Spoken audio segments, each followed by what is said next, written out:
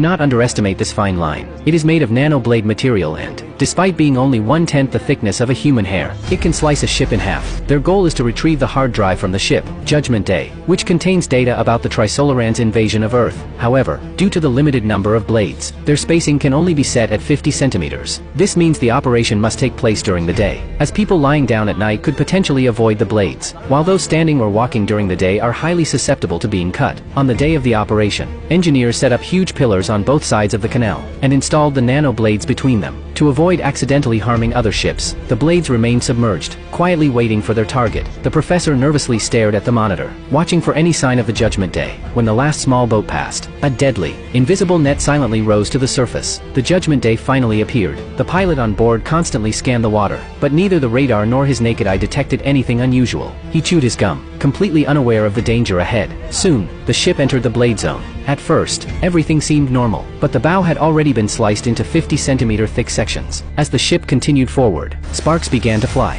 followed by a strange grinding sound. It was only then that the crew members realized something was wrong, but they still couldn't see the blades. Even when a life preserver was cut in half, they had no idea what was happening. It wasn't until a blade cut through their bodies that they understood, but by then, it was too late. The professor watched the scene through binoculars, cold sweat trickling down his back. Although the ship had been cut into several sections, its momentum carried it forward. On the lower deck, a guard was watching over the hard drive containing the crucial Trisolaran data. When the blade passed through his body, he didn't feel any pain at first. It was only when he heard the clatter of the hard drive hitting the floor that he looked down, and realized his body was no longer whole. After completely clearing the blade zone, the ship glided forward a short distance.